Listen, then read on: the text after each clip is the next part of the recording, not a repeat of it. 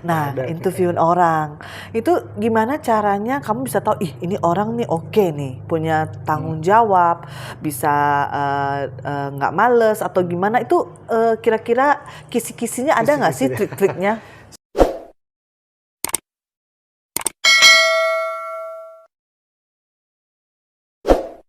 Hai sahabat Langka, ketemu lagi sama Cika dalam acara Ngobrol sama Cika. Hari ini spesial banget tamu Cika. Siapa namanya Pak? Silahkan perkenalkan. Fedi. Oh, Fedi. Fedi ini Director HRD ya. Nah, pertama kali kita kenal di mana sih, Fer? Kayak kita kenal di badminton ya. Oh, jadi lo dulu kayaknya seneng banget itu olahraga. Tapi sekarang enggak. Olahraga badminton maksud gue. Iya, dulu karena awal pandemik ya sahabat Langka, jadi kita tuh bingung mau olahraga apa yang paling lebih terbuka gitu. Akhirnya supaya kurusin badan ketemunya di badminton. Gue nggak ada niat kurusin badan sih kalau itu. Oh enggak? Nggak ada. Kenapa? Tetep aja badminton gede perutnya. Kenapa? Makannya nggak kuat ya, berarti doyan makan. Kalau misal perhatiin ya, kalau di badminton itu lo lihat bapak-bapaknya, nggak ada yang kurus. Bapak-bapaknya nggak ada yang kurus. Nggak ada yang kurus. Walaupun dia mau badminton lama-lama, ujung-ujungnya perutnya tetap aja buncit. Kenapa ya? Nah itu juga makannya kali. Karena memang badminton kan lo tahu di situ kita ketawa-ketawa. Jadi dibilang olahraga, yes olahraga ya. Tapi karena kita bukan atlet, kebanyakan apa? Ngobrol. Habis ini makan di mana? Makan di mana? Terus gue bawa ini nih, ayo makan gitu. Lupa kalau misalnya kayaknya niatnya olahraga apa mau dagelan ya gitu. Sekalian. Nah, aku sebenarnya sangat-sangat kaget sahabat Langka. Dia ini orangnya Instagramnya isinya cuma puisi. Instagramnya apa namanya? IG. Puisi. Tapi nggak pernah ada posting mukanya, ya kan? Kalau mau posting juga Instastory cuma close friend. Tapi dia sangat aktif ternyata. Kamu aktif ya di IG ya? Iya, lumayan aktif sih sebenarnya. Jadi mungkin udah tahu di situ kan HRD senang banget ngeliatin kegiatan-kegiatan orang, observasi ini orang kayak gimana. Kenal Lina itu sebenarnya bukan hanya dari badminton ya, dari Instagram, dari live. Oh ternyata nih orang cablak juga ya gitu. Sarap ya kan? Sarap juga. Ya sarap. Nah, yang aku pengen tahu tuh kenapa Anda pengen podcast sama aku? Ya istilahnya ada beberapa hal ya, dalam artian sudah sering lihat IG itu di live yang kerjanya itu jualan, bercanda, dagelan. Kok tiba-tiba bikin podcast? Gila serius banget orang gitu kan. Mau ngalah-ngalahin Deddy Kobusier saya. Najwa Shihab. Tapi ini versi gambar. Itu makanya gue bilang, bisa ya gitu. Jadi kadang-kadang inget juga tuh. Gue pengen experience deh. Dulu gue juga mulai dari jadi HR. Bisa nebak gak gue dulu dari mana gitu? Enggak. Kerjaan gue emang dari dulu apakah gue lulusan mana coba? Enggak ada. Enggak tahu. Muka gue lulusan apa ya? Muka lulusan bagus sih kayaknya. Sekolahnya kayak pinter gitu. Iya, sekolahnya pinter. Ternyata lulusan ilmu komputer. Jauh banget ya sama itu dia. Kok seharusnya gue yang bikin podcast. Iya, kan gue lulusan ilmu komputer. Kenapa? Iya, kenapa kok bisa dari awalnya tuh gimana? Dari programmer kok bisa loncat begitulah jadi HR. Personalnya ngurusin orang. Makanya dari ngurusin komputer, kita tiap hari ngadepin monitor, terus tiba-tiba kata orang, lo kok sekarang ngurusin orang, emang bisa gitu ngurusin robot pindah ke orang. Ya nggak tahu ya. Memang pada dasarnya seperti yang gue bilang, ternyata gue tertarik sama orang ya, bukan sama kambing. Gak maksud aku, dari awal kamu kan programmer, lulus, abis lulus kerja di ini masih programmer juga. Programmer juga. Iya. Abis itu kok bisa maksudnya perjalanan langsung Jadi HR. Ya memang sebenarnya masuknya lewat sistem juga sih. Jadi dulu ada, ya mungkin kenal ada HR Information System. Ya itu kan butuh orang IT juga. Jadi masuk di situ, cuman lagi-lagi bosan ya kalau di HR ketemu orang tapi ngurusannya robot. Akhirnya lama-lama ikut-ikutlah gimana ngadepin karyawan. Terus ada prosedur-prosedur yang harus dijalankan. Gimana sih cara bikin prosedurnya? Ya tertarik lah lama-lama. Apalagi kalau misalkan ada karyawan datang nanya, gue punya masalah nih. Dalam hati gue, kan gue orang IT di HR, kenapa nanya ke gue? Oh, kamu bagian penampungan, iya. Guru BP dia. Bukan cuma guru BP kita, tempat sampah. Malah yang gue inget banget kenapa pas gue jadi HR, itu yang curhat. Gue tuh masih kayak 25-26 tahun. Masih single lah. Sekarang umur berapa? Ya segitulah. Masih 27-28 lah. Nggak, maksudnya berarti lu cukup lama ya akhirnya mencemplung ke HR. Jadi tertariknya kenapa? Ada teman kantor. Udah nikah, punya anak 1. Kerjanya curhatin soal keluarganya. Kebayang nggak? Gue bingung, gue nanggepinnya apa ya? Gue belum married, bini gue begini, bini gue begitu. Ini tuh mempengaruhi kerja gue, tau. Ya terus, ya kenapa gue sekarang, lo tau gak kenapa gue buka pintu kantor? Daripada gue di rumah, mending gue kanda. Hancur gue bilang. Terus gue nanggepin apa? Tapi gue bilang, emang kehidupan keluarga rumah tangga lo gimana? Nah dari situ dalam artian, ternyata menarik ya kehidupan orang itu. Walaupun sebenarnya gue nggak bisa ngasih advice kadang-kadang. Ngelihat orang itu kadang-kadang cuma pengen cerita. Dia punya masalah, mungkin dia nggak bisa cerita sama orang lain, malu kali ya. Tapi entah muka tukang tempat sampah kali ya. Jadi ceritanya ke gue juga, Mas sorry, gue belum kawin, gue bilang. Lu jangan nakutin gue. Lu ya, gue jadi nggak berani nge-merit nih. Jadi kalau dari cerita kamu itu ada kesamaan dengan aku.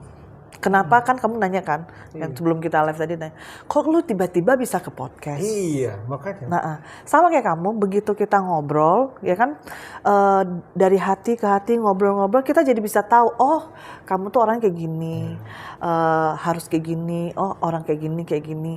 Akhirnya ada jadi koneksi yang lebih akrab ketimbang cuman yang kayak misalnya, gue yakin deh habis podcast ini kita lebih akrab daripada yang kita di lapangan bulu tangkis. Itu pun udah akrab ya. Itu cuma ceng-ceng aja, ceng-cengnya ye gitu doang. Apa aja dicela ya. Jadi serunya di badminton kami itu ya cuman skill sekian. Skill belakang. Yang penting gaya dulu ya. Yang penting sisanya bodo amat. Ingat banget pas lo main itu, lo main paling berapa poin gitu. Tapi yang gue bejibun. Fans gue jangan sudah. Gue main paling parah ya. Udah kaki tuh kayak ada pakunya ya. Tangan sih udah cakep ya, udah bisa lah. Kakinya nggak bisa tuh, nggak bisa bergerak gitu. Tapi fans gue banyak. Jangan salah. Togokan. Abis itu langsung Pokarismen banget. Iya, Pokarismen. The power of banyak duit. Canda. Iya. Nah, balik lagi. Jadi di HRD ini berarti kamu udah lama banget dong ya, Fer? Iya. 20 tahun HRD ada ya? Itu jujur. Jadi tunggu, dari yang orang curhat, kok tiba-tiba lu lamar kerja sebagai HR atau memang di company ini akhirnya lu dipindahin ke HR? Sebenarnya gue masuk ke lingkungan HR. Jadi kata gue bilang tadi, gue ngurusin sistemnya HR. Jadi gue tuh memang teman-teman kerjanya memang orang HR semua. Cuman kan kalau yang namanya karyawan nggak peduli lu bagian mau IT-nya kah, sistemnya, apakah dari kayak industrial relations-nya yang ngurusin gajinya. Ya mereka kalau mau datang aja kan. Jadi lu orang HR, taunya mereka tuh lu orang HR. Nah dari situ ibaratnya kayak gue mau ngasih advice tapi kan gue orang sistem ya nggak berani gitu. Jadi mesti hati-hati kan ngomong sama orang. Makanya ngomong, untungnya gue waktu itu punya temen yang akhirnya jadi bos gue, itu mau ngajarin. Oh HR itu dari, lo belajar aturan dulu deh, lo belajar prosedurnya dulu deh. Jadi ntar dulu kalau misalnya ngomongin hati-hati, karena nanti salah ngomong, HR itu adalah kayak suaranya dari company juga lo. Lo salah ngomong, itu bisa dianggap, oh, emang company begitu ya? Iya. Keputusan company harus begitu ya. Keputusan manajemen kayak gitu ya. Padahal sebenarnya kan omongan kita doang. Kadang-kadang seperti itu. Nah itu katanya lo mesti hati-hati pada saat lo advice. Tadi bilang itu Fedi yang ngasih tahu. Dia kan orang HR. Nah, itu. Berarti dari company ini, yes. Karena yang tadi belajar-belajar, akhirnya kamu masuk. Iya. Terus kamu keluar, lamar lagi. Tetap HR lagi sampai sekarang. Tapi sekarang tuh beda. Sekarang dia associate director ya, catet. Terus ya masih lah kita kuli lah, kan nggak kayak Tante Lina loh, punya butik, punya karyawan lagu. Aduh, nyicil belum bayar. Tapi ya salut lah sama Cilira ya. Tapi balik lagi sebenarnya ada bedanya sekarang dengan pekerjaan yang sekarang itu sangat menarik lagi karena memang gue sekarang konsultan sih sebenarnya. Konsultan Untuk HR. Oh. Jadi dulu itu ngawasin karyawan. Ngawasin karyawan dalam arti? Ya dalam artian ya soal penggajian lah, soal apakah performance-nya bener apa enggak, mereka ngisi performance apa enggak, kan kinerja itu kan ada biasanya ada rapat itu namanya kadang-kadang dibilang KPI, ada performance itu macam-macam lah kan setiap company itu. Nah itu kita juga bagian dari itu yang ngerjain itu sampai ngurusin yang administratif kayak ngurusin reimburse. Medical. Oh, reimburse juga. Medical. Wah, ini banyak triknya ya. Iya. Bukan dokter tapi tahu obat. Oh, lu tahu obat ya? Iya. Lu sampai tahu obat juga? Sampai tahu obat. Omeprazole. Oh, ini obat lambung. Untuk penicillin. Oh, obat. Oh, jadi kayak gitu. Sampai kita tahu ini mah obat apa ya? Kagak ada zol-zolnya, enggak ada. Pasti ya obat kelamin, cuy. Oh ya sudahlah ya, gitu. Sudahlah ya. Itu udah tahu. Edit. Tit gitu ya. Gitu. Nah, terus yang gue tahu yang gue suka pengen tahu tuh kalau waktu jadi HR itu pasti kan interview. Iya. Nah, interviewin orang. Itu gimana caranya kamu bisa tahu ini orang nih oke nih, punya tanggung jawab, bisa nggak males atau gimana itu kira-kira kisi-kisinya ada nggak sih trik-triknya? Sebenarnya ada. Jadi dengan kita sering interview kayak pada saat cara dia jawab, jadi HR tuh kadang-kadang kayak dukun kali ya, gitu kan? Kayak dukun. Kayaknya bisa deh. Oh. Padahal tahu dari mana loh, gitu kan? Udah ada lulusan apa? Ternyata nggak bisa nih. Sebenarnya secara psikologis tuh kelihatan pada saat menjawab. Ada orang tuh yang penuh kepalsuan. Jadi nah itu loh maksudnya. Gitu. Kadang-kadang overconfident. Nah itu gimana untuk? Karena kadang-kadang kan orang yang bisa jawab, pokoknya jawabnya bagus lah, teorinya bagus, tapi eksekusi pas masuk kerja eksekusinya nol. Nah, itu gimana? Kelihatan dari pada saat kita nanya, lo hasil yang lo achievement lah kita bisa achievement selama di sana apa aja. Project yang menurut lo paling lo inget yang memorable buat lo itu apa? Lo bisa jelasin nggak? Nah itu ya antara kesulitan cara jawabnya ataupun dia ngeliat ke kiri, wah ngarang nih orangnya. Lalu matanya jadi mikir. Berarti lo ada belajar ini juga ya, buku-buku psikologi ya? Jadi udah mulai kayak gelisah atau apa gitu. Jadi kelihatan dari gesture kita bisa lihat, dari matanya kita bisa lihat, dari pemilihan kata juga bisa lihat sebenarnya. Oh gitu. Iya. Oh, dari jadi situ. kalau misalnya terlalu sempurna, wah udah ketahuan nih skrip. Udah hafal. hafalan. Oh. Jadi buat sahabat langkah kalau mau lamar kerja jangan hafalan ya. Lu pasti nggak dapet dah. Biarpun nilai lu bagus nggak dapet. Apalagi kalau udah sering interview kemana-mana, udah tahu tuh. Kamu ini jawabnya sama aja. Jadi lancar banget gitu. Oh. Karena kan lama-lama kayak ya kecil-kecilan ngeliat, oh tes ini bagus, itu udah di luar kepala kan. Kalau udah sering interview, jawabannya bakal apalagi, oke ceritakan soal, wah saya itu adalah dulu achievement saya loh. Wah kayaknya ini anak hafalan nih, udah banyak ditolak nih kayaknya. Ingat ya, jangan hafalan. Bener-bener kalian harus menguasain kerjaan ya. Kalau misalnya yang kayak gitu tuh, akhirnya pasti nggak dapet. Ya, biarpun nilainya bagus. Kadang-kadang gini Ci, kita ngelihat ada yang kita korbanin karena kebutuhan perusahaan kan nggak bisa nunggu kayak gitu. Jadi ngelihat nih anak, oh sebenarnya memang ada minus-minusnya lah, tapi ketolong deh gitu loh, nggak apa-apa. Nanti kita kasih tahu pada saat ada yang namanya kita diskusi antara yang usernya sama interview. Ini orang karakternya seperti ini loh, dia bagus, dia teknikalnya oke, pengetahuannya oke. Ternyata dia nggak punya pengalaman. Gua nggak tahu nih dia bakal bisa kerjain tugasnya apa enggak. Tapi oke lah ya kalau ngelihat dari sisi cara dia jawab, dia nguasain. Lo ajarin lah. Contoh seperti itu. Ada juga yang ini anak gitu kagak bisa kerja bareng. Nah iya, ada yang nggak bisa kerja bareng, yang rempong banget. Itu ketahuan dari mana tuh? Ya apa namanya, ya kelihatan dari dia kalau kerja biasanya diskusinya kayak gimana. Lo waktu interviewnya sendiri. Gimana? Iya, kita tanya, lo biasa kerja sendiri apa enggak? Lo enakan kerja sendiri atau enggak? Atau kerjanya di mana? Ya kan kalau misalnya gue tuh lebih seneng yang sunyi, gue lebih seneng yang tenang. Wah curiga nih, nggak bisa nih kalau misalnya kerja bareng sama orang.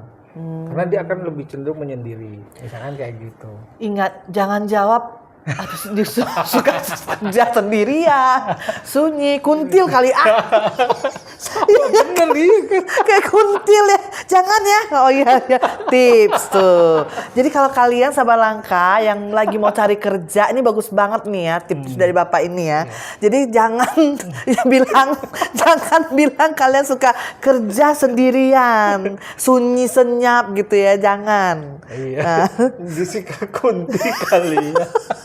Kerja sendirian terus ya jadi ya itu kalau misalnya nggak apa-apa lah karena memang untuk pekerjaan ntar dia paling 1-2 kali ketemu sama tim, biasanya banyak kan ngerjain sendiri. Jadi dimaafin ya kalau misalnya ngelihat ini anak kayaknya agak lama nih berkembangnya, cuman dia orangnya teliti. Lo butuh admin kan gitu kadang-kadang. Lo admin butuh orang yang teliti segala macam gitu. Jadi nggak perlu yang harus dipromot. Ya fine, nggak apa-apa lah. Gue nggak harus cari calon pengganti kan biasanya atau yang keren banget, enggak. Gue cuma butuh orang yang telaten. Nggak apa-apa deh. Jadi ya kadang-kadang profil baik dan bagus itu ada konsiderasinya lagi gitu. Jadi memang sesuai kebutuhan. Kalau misalnya alert tuh biasanya kalau yang kira-kira nih orang bakal ngacau nih, misalnya gitu. Wah, biasa cerita tuh biasa menggebu-gebu. Oh kalau kaca tuh menggebu. Gue dulu dengan saya tuh orangnya yang straightforward Pak. Saya tuh kalau misalkan kerja, saya benar-benar pengen apa itu sempurna. Saya nggak, ya apapun saya akan cari cara gimana supaya ini bisa diselesaikan. Oh dia selalu bilang gitu. Terus gimana kamu nanti kalau misalnya nggak ada yang bantu? Ya nggak apa-apa, nanti paling saya akan bilang bahwa ini kalau misalnya kamu nggak bantu, ini akan mempengaruhi semuanya. Nanti bos kita gimana? Kalau misalkan hasilnya nggak sempurna, kita juga yang kena marah. Penuh ancaman gitu. Ya udah kalau misalnya lo nggak mau, aku akan kerjain sendiri bro. Loh, udah mulai dia memisahkan diri. Padahal kerja tim akhirnya dia bilang, gue bisa nyelesain kalau misalnya memang ya udah dia nggak bisa bantu. I'm fine, gue orangnya yang semangat kuat, bisa ngerjain dan nggak masalah kalau misalnya harus kerjain sendiri. Nah itu udah kelihatan. Wah ini kayaknya nggak single fighter, nggak mau nih, nggak bisa mah. Itu. Kecuali memang dia dilepas sendiri itu kerja sendiri. Kalau tapi kan kayak jarang kayaknya ya. Iya. So harus berantem. Terus kalau misalnya ini misalnya nih, sekarang ini kan kadang suka yang kayak zaman aku dulu lah ya, awal kuliah. Zaman lu dulu kapan ya? Waktu masih 20. Maksudnya kadang-kadang dulu zaman aku dari kampung gini kan, kadang-kadang sekolahnya sekretaris, tapi tiba-tiba aku lamar nggak jadi sekretaris gitu. Tiba-tiba misalnya aku lamar sebagai marketing gitu, itu dilihat atau enggak ijazah itu? Harus berdasarkan backgroundnya itu atau memang itu enggak? pasti, Oh, tetap. pasti kalau soal ngelihat ijazah tuh untuk indikator paling gampang itu ngelihat dari pendidikan. Sebenarnya ya, indikatornya pendidikan. Tapi kalau sudah mulai ke jalur profesional itu biasanya untuk yang junior. Kalau udah profesional, pendidikan tuh kadang-kadang dilupain. Cuman dilihat lo lulusan mana sih? Oh. Itu diakui atau enggak memang preference orang ya, pilihannya adalah yang bonafit lah universitasnya. Kenapa? Masuk situ aja sudah susah. Oh. Berarti mesti yang punya otak beneran kan. Terlepas nanti jadi sedek apa enggak ya nggak tahu juga ya. Kasian ya kayak gue kalau lamar kerja.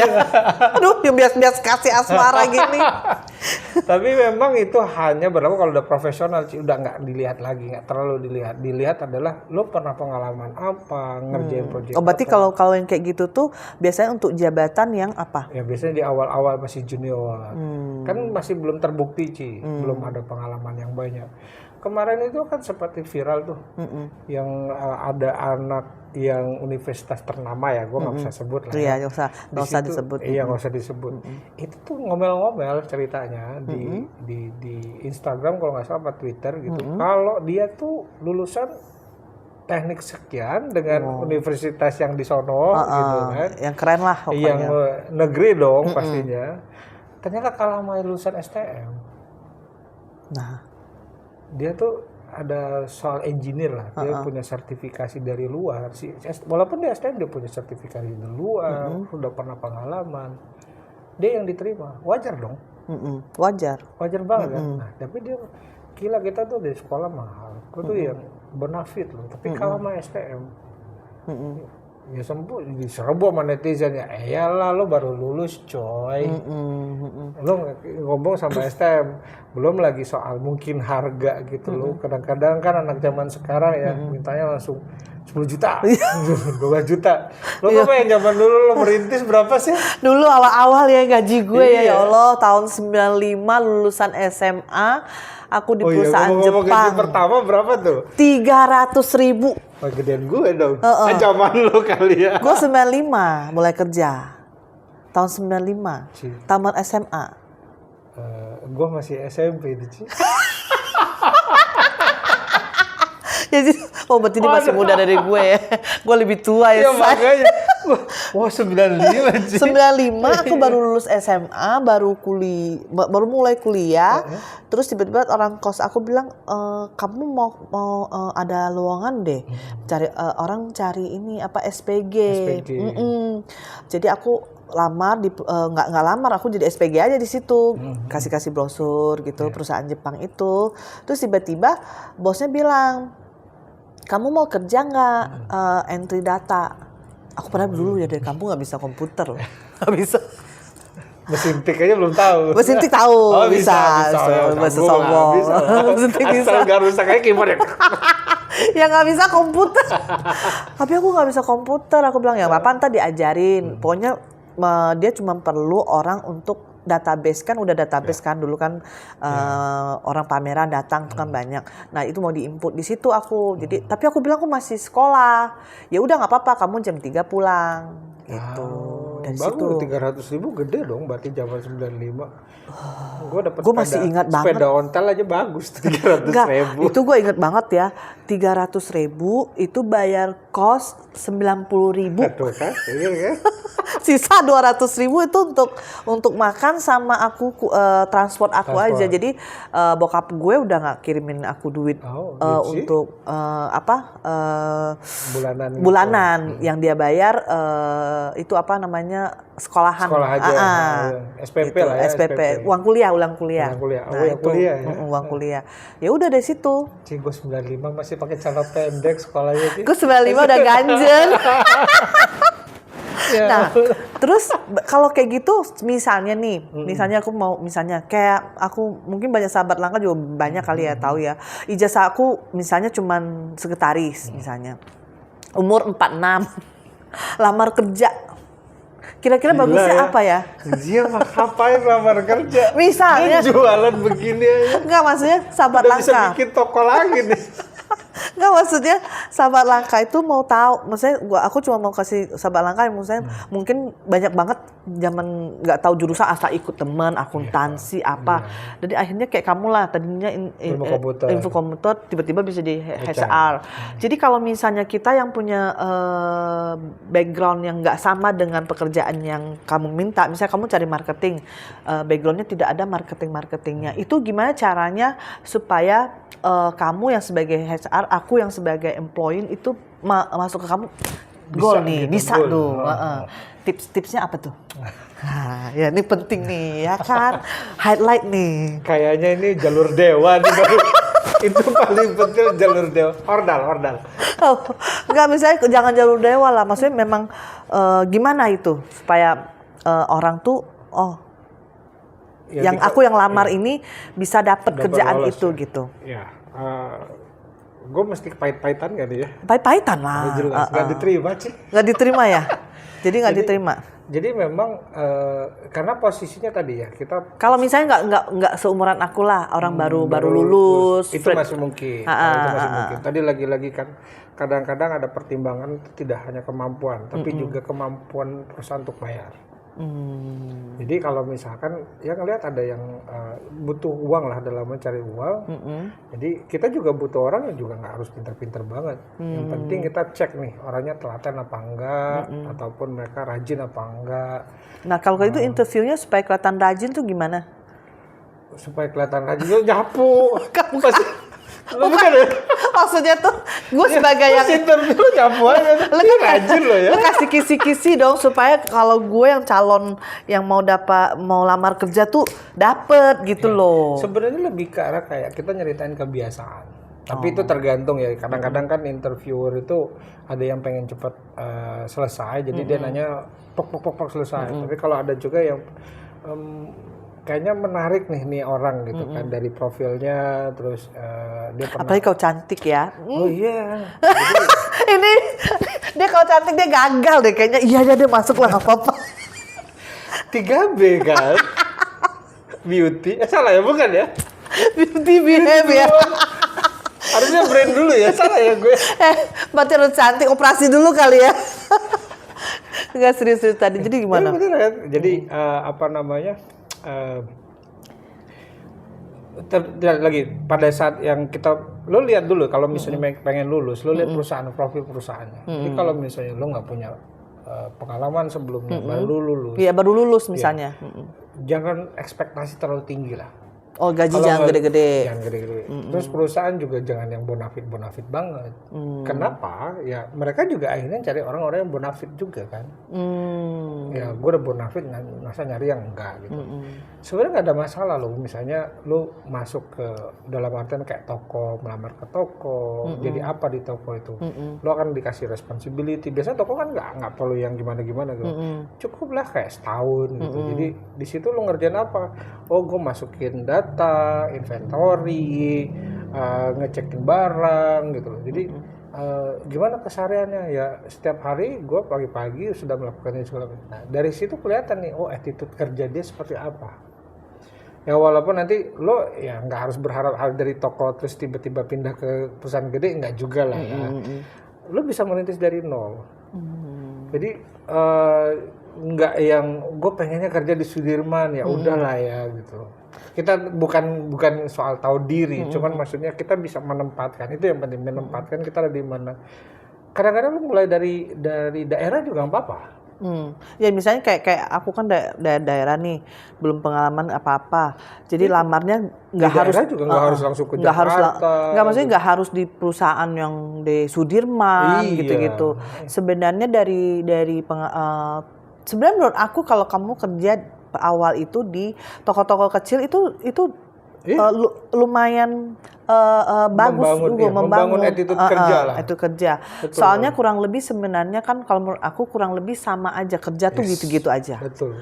Polanya gitu-gitu. Cuman kalau misalnya malahan yang kecil itu lu harus detil. Kalau perusahaan kan udah ada sistem, tinggal kamu tetet doang. Itu keunggulannya Ci. Jadi kalau misalnya kita mulai dari perusahaan yang nggak begitu besar, lu akan dapat kewajiban yang lebih banyak.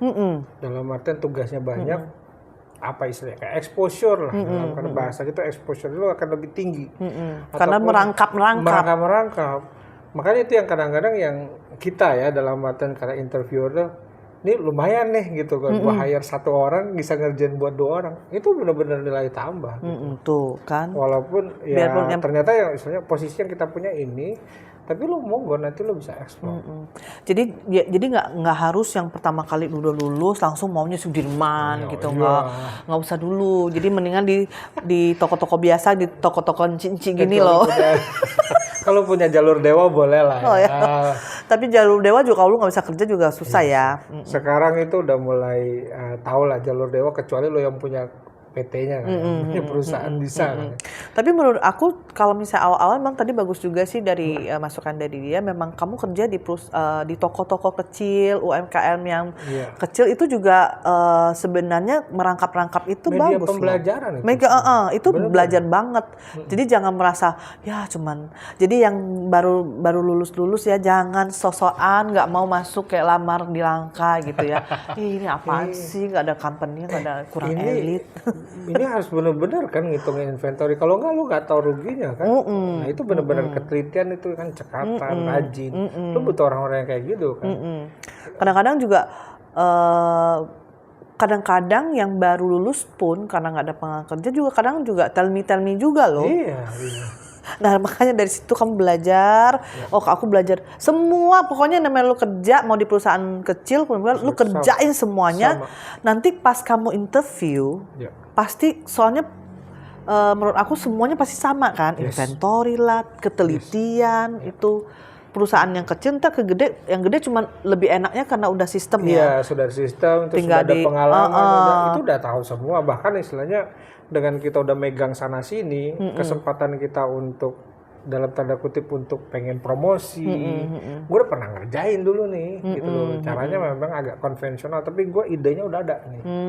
Nah, gitu. Jadi kita bukan kerja pintar, tapi lebih kerja yang smart, smart. Lebih cerdas kayak gitu. Jadi kalau main kayak gitu interview masih ada peluang, biarpun dia cuma lulusan D3 misalnya, ada peluangnya. Diterima ada. Bahkan sebenarnya gue pribadinya kalau nyari tim itu nggak ngelihat dari yang lu S1, lu D3. Tapi pada saat interview ya gue ngeliat dia punya kayak potensi menguasa, apa enggak, punya potensi mau belajar apa enggak. Terutama sekarang ya di konsultan tempat gue kerja itu, di situ tuh kita konsultan tuh penggajian. Lo tau nggak sih penggajian, cara ngitung penggajian itu nggak ada jurusannya. Iya nggak ada jurusan. Nggak ada jurusannya. Lo mau accounting bisa, dari pajak bisa, dari administrasi bisa. Dari psikologi, ada yang anak gue tuh ada lulusan hukum, macam-macam. Macam-macam. Jadi tapi ternyata bisa penggajian. Nah, cara gue ngeliatnya dari mana? Cara tim gue ngeliatnya dari mana? Dari dia misalkan seberapa perhatian dia sama angka. Yang namanya gaji nggak boleh salah dong, akurasi kan. Double check, sebenarnya double check. Betul. Makanya sebisa kita melihat nih kalau pada saat dia ngetes. Ya pas pertanyaan tuh kayak mirip-mirip gitu. Dia kan harus teliti, oh ini kayaknya ketuker deh, bukan yang ini, bukan yang itu. Nah itu dengan dia teliti itu yang kita cari. Iya, memang harus teliti. Iya.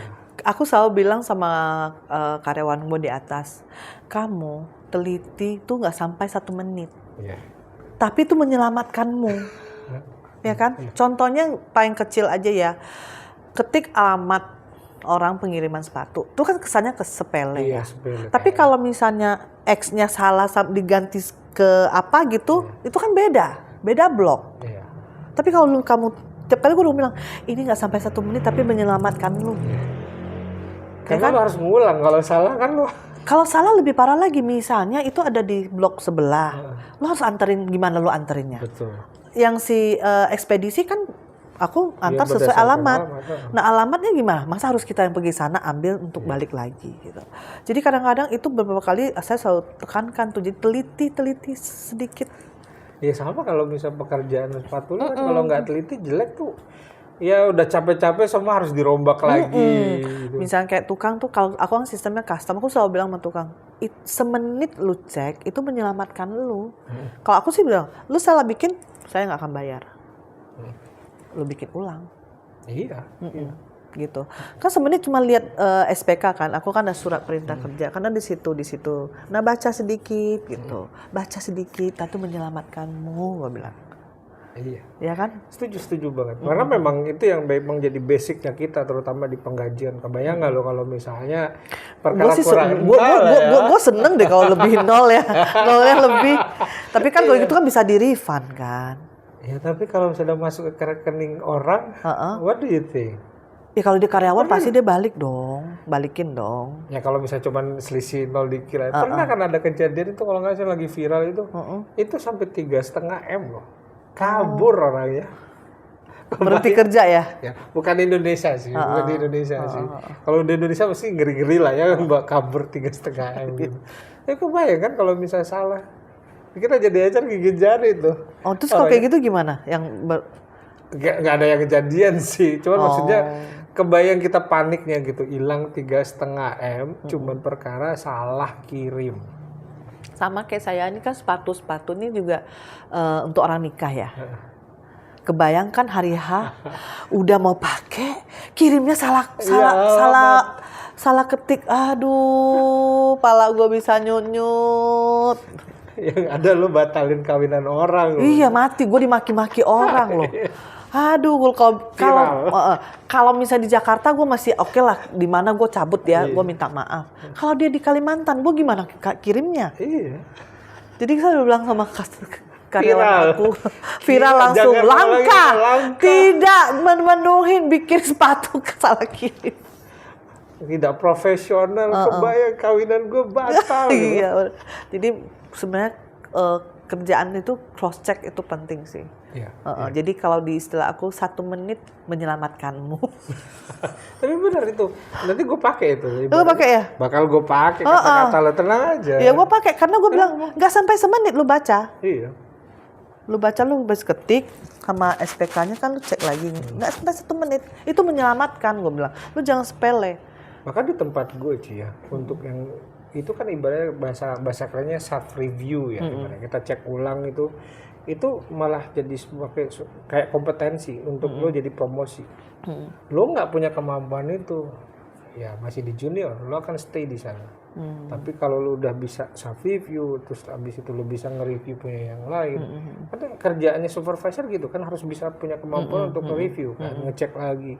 Kadang-kadang udah yang kayaknya udah bener nih yang dikerjain, tapi ada miss dikit gitu. Nah kemampuan itu yang akan membuat lo nilainya jadi naik, nilai tambah. Lo juga akan cari orang yang bisa nge-review pekerjaan orang lain, otomatis dia nanti levelnya juga naik kan. Betul. Gitu. Jadi memang hal yang simple seperti kata lu itu kan jadi gue pakai di tagline-nya. Oh guys, keren. 1 menit menyelamatkanmu. 1 menit bener. Iya kan bener. Iya. Gak pusing. Soalnya pernah tiba-tiba tuh salah kirim report. Gue bilang lu urusin sendiri. Gue gak mau tahu. Ya. Bosnya galak nih jangan. Biar maksud aku tuh biar lu rasain. Kenapa yang selama ini aku cerewetkan gitu. Rasain lah. Dimaki-maki dia. Udah maki-maki udah selesai, di samping itu kan dia kena maki, gue lagi mikir nih gimana ya, masih bisa nggak? Dia kena maki, gue udah ke atas suruh bikin lagi. Langsung sekarang harus kerjain hari ini, kamu payah ini gue nggak mau tahu hari ini kelar, hari ini kita kirim. Iya karena apalagi gajian sih, wah telat 1 menit 2 menit. Terus pengalaman kamu jadi HR tuh yang paling seru tuh apa? Kalau seru banget sih. Jadi seru ya? Semuanya seru. Kenapa ya? Misalnya lu paling seru tuh interview orang atau lagi apa? Yang paling seru tuh biasanya kalau kita lagi bikin kebetulan gue suka ngomong kayak sekarang ya. Jadi bikin training, ngomong di depan orang, bikin orang itu yang kayak tertarik ya, termotivasi dengan kita itu. Jadi kayak ngasih insight lah. Sama sekarang apalagi yang di konsultannya lebih seru lagi buat gue. Oh, lebih Kenapa seru. nggak ya? Soalnya dalam artian gue tuh kayak jadi dewa penyelamat gitu buat orang. Iya kan, di kerjaan.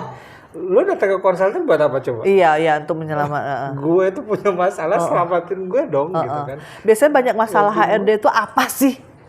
Macem-macem. Nggak dapat orang lamarnya atau apa? Bahkan udah ribut perkara istilahnya percintaan, gak mau kerja bareng, diem-dieman. Itu gara-gara ada juga yang perkara ngutang. Ngutang sama temen-temennya, Pak. Gue gak mau lagi ngomong sama dia. Kenapa? Dia utang gue gak dibayar. Nggak ada hubungan dong. Iya, makanya bukan urusan. Itu nggak profesional. Ya itu dia karena Nggak ada urusan, itu pribadi lu, kerjaan tetap Tapi harus. kalau misalnya ternyata si karyawan ini bagus orangnya dalam artian teknikalnya bagus, dia banyak proyek-proyek yang Cuman banyak utang. bukan banyak utang, maksudnya dia tuh yang kayak nggak mau temenan orang yang ngutang sama dia misalkan, atau dia banyak berutang, lo kan bingung kan, lo mau apa nih orang dipecat kita rugi, rugi. Kalau nggak dipecat banyak yang nggak mau kerja sama dia. Terus gimana dong tuh? Makanya ya apa namanya itu yang jadi kayak kita berusaha, lo kenapa, lo ada masalah apa gitu. Jadi lo ajak ngobrol. Kalau orang itu berkompetisi, ada potensinya. Kalau yang nggak ada, udah tuh. Makanya ya sahabat langka, kalau nggak mau dipecat atau mau disayang, kerjalah yang bener. Iya. Itu. Karena kadang-kadang punya kesalahan dikit, akhirnya kita maafin. Kalau dia, ya salah dia. Ya kontribusinya udah kontribusinya. Kayak gitu-gitu. Jadi yang nyelamatin lo adalah lo sendiri. Lo misalnya lo mau dan lo keren tapi lo nggak bisa kerja, ya umur lo pendek lah di kantor itu.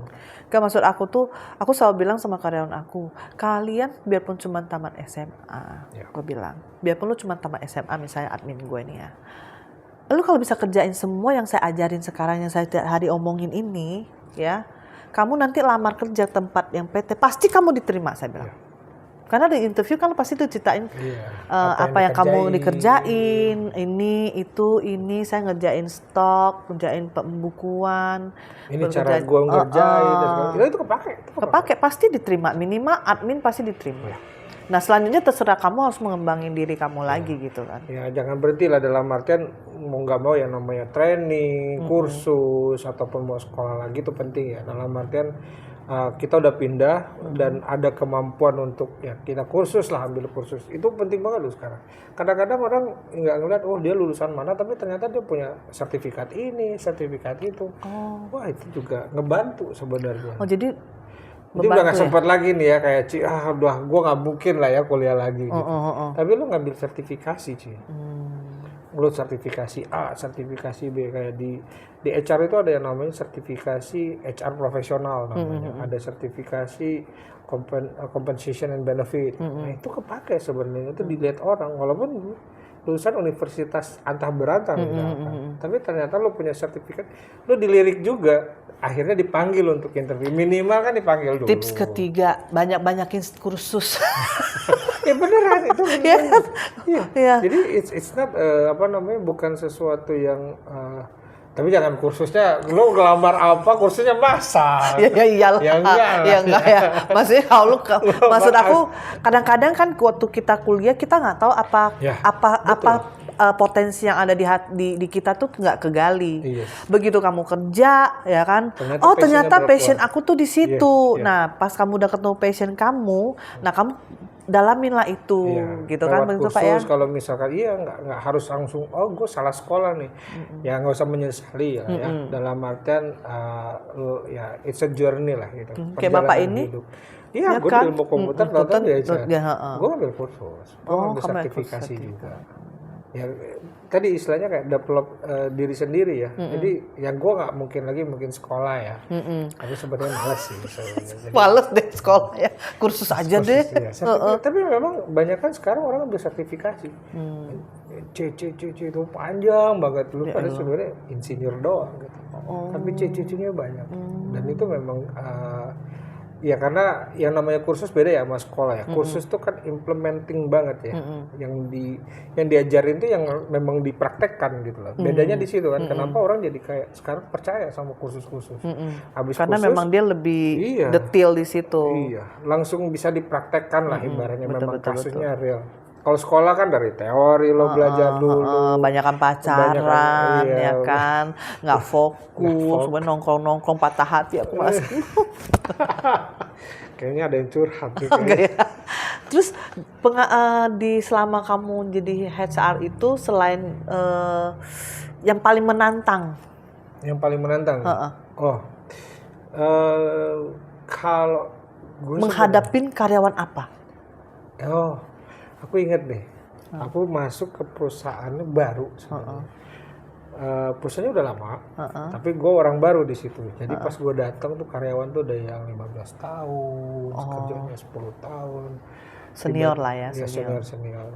Tapi secara level enggak, senior dari sisi umur aja. Oh, secara level enggak? Selevel sih enggak sih. Biasa kan ada orang yang memang yang penting gue cari kerja, dapat penghasilan, wes gue nggak perlu yang, memang ada yang begitu kan. Lu lihat lah ya, istilahnya di perusahaan-perusahaan banyak yang bapak-bapak, ibu-ibu, admin aja gitu. Tapi mereka happy gitu loh. Karena memang mereka juga nggak yang pengen dipromosi, enggak lah. Gue udah aman, nyaman, anak gue udah sekolah semua kayak gitu. Nah, gue masuk perusahaan itu, ternyata perusahaannya punya kebijakan baru. Dia pengen merevitalisasi perusahaan dengan cara bukan merubah bisnis model ya, tapi lebih kan yang tadinya kayak kolot gitu, jadi pengen energi karena ini situasinya udah milenial, target kita udah energi.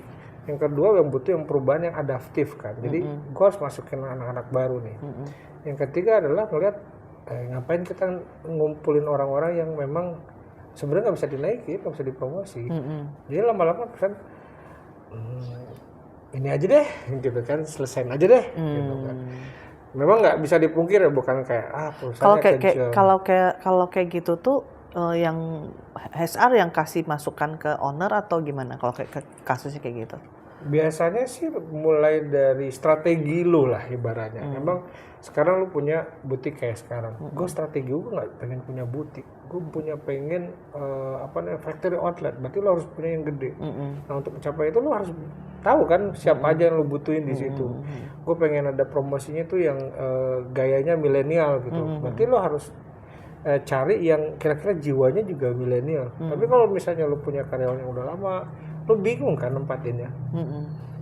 Admin lagi gitu. Aduh, kalau admin doang ngapain gue banyak-banyak, gue kurangin deh satu aja. Gue udah pakai sistem gitu. Nah kayak gitu. Jadi ada yang dirubah ke sistem, dirubah ke mana namanya, pakai otomatisasi gitu zaman sekarang lah ya. Jadi gue nggak butuh orang banyak gitu. Apalagi nih orang mau dikasih tambahan kantor kayaknya nggak bisa deh, udah kelamaan. Akhirnya yang menariknya adalah gue orang baru situ. Tugas pertama gue adalah ngurangin orang. Mecat-mecatin orang, aduh. Gimana tuh rasanya? Aduh, gimana tuh? Itu tuh yang paling seru tuh. Aduh, gimana dari lu mecat yang baby face ini? Aduh. Jadi tukang jagal. Itu gimana perasaan lu? Itu bener-bener ya, gue datang ke situ tuh orang udah punya culture, udah kayak keluarga. Jadi terus gimana tuh? 15 tahun. Memang lu di-hire untuk pecatin orang kayak? Tampang gue kan baik. Tapi nggak tahu ya, mungkin dikira jahat kali. Tapi anyway, ya namanya tugas lah ya. Gue ngerti konteks dari perusahaannya, kenapa mereka melakukan itu, kenapa begini. Ya mau nggak mau ya pilihan itu agak sulit. Cuman yang bikin gue sulit adalah gue tuh mau memisahkan keluarga gitu. Kebayang, mereka tuh udah kayak keluarga, udah 10 tahun, 15 tahun udah kayak kakak adik. Ada yang masih yang lebih muda itu ngayomin yang yang lebih tua ngayomin yang lebih muda, yang mereka berkembang bareng, yang tadi dari single ternyata udah punya cucu gitu kayak gitu kan. Jadi kayak gue harus melakukan sesuatu yang kejam, misahin keluarga gitu. Kebayang nggak? Akhirnya drama. Gue sampai dimusuhin di sekantor. Gue sampai ya ditangisin gitu. Kebayang kalau misalnya ibu-ibu Pak, saya mau kerja di mana lagi, Pak? Iya, gue udah tua, men. Gitu. Gue tuh ya kasarnya gitu kalau misalnya gaya milenial, gue tuh udah tua, men. Lo kalau pacar gue gimana keluarga gue? Siapa yang mau hidupin? Lo tau nggak laki gue begini-begini? Iya juga, dulu gue bingung ya. Kalau gue pacar bingung punya pekerjaan, lo nyari kerjaan. Terus akhirnya gimana? Kan owner pasti pengen Ya, tujuannya itu. tetap juga, ya mau nggak mau sih.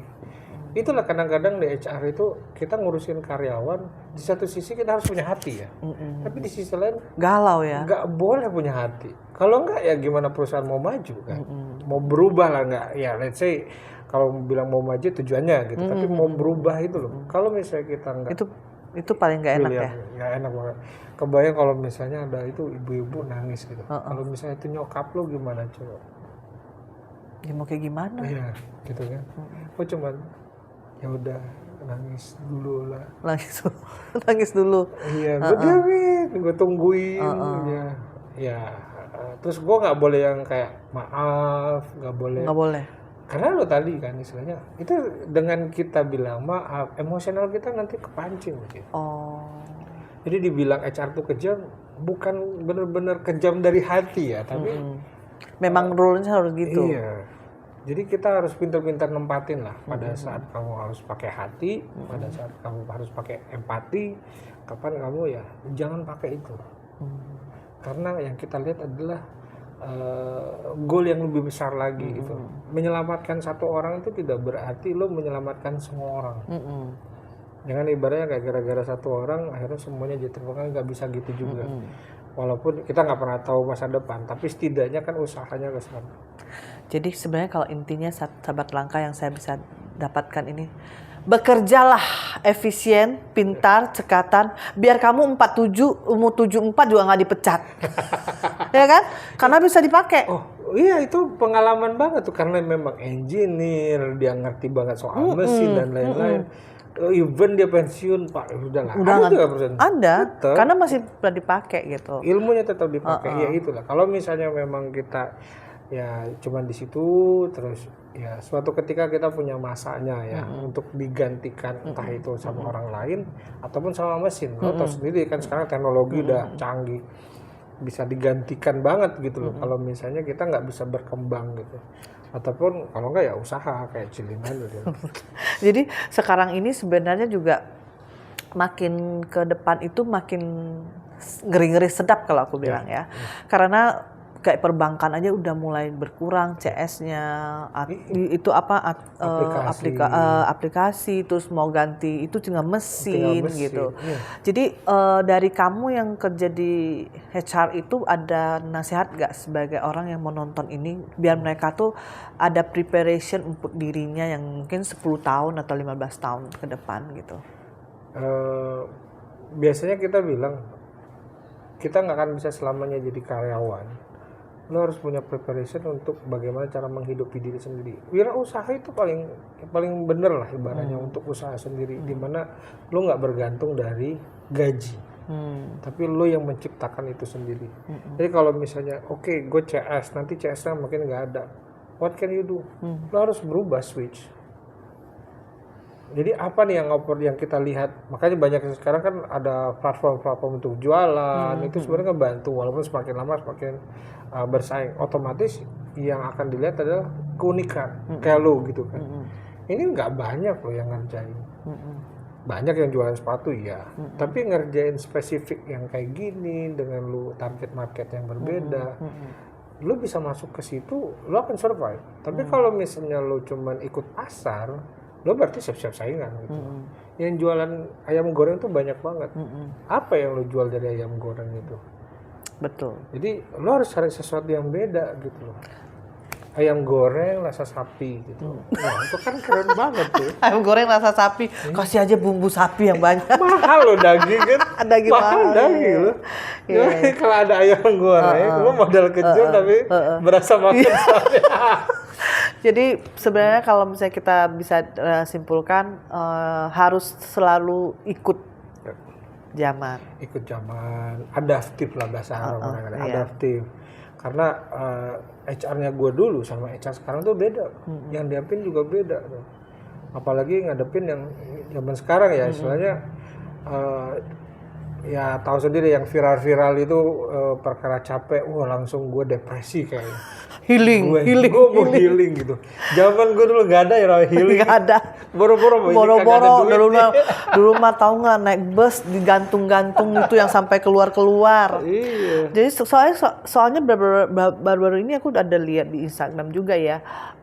Jack Ma itu bikin satu hotel yang tidak ada satu manusia pun. Semua di-serve pakai robot dan sistem. Oh, iya. Itu bisa kejadian beneran gitu. Udah ada di Cina. Wow. Dia udah buka.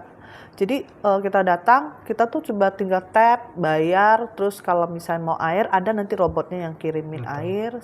Laundry ada robotnya. Paling untuk ngeberesin untuk kamar hotel kali. Iya mungkin. Tapi sisanya pas kamu masuk nggak ada orang. Nggak ada orang. Kebayang nggak tuh? Canggih sih, canggih beneran itu. Canggih. Siap-siap yang perhotelan ya. Jurusan perhotelan cepet-cepet ganti deh. Ini gimana sih? Ini kan jadi gancung ya?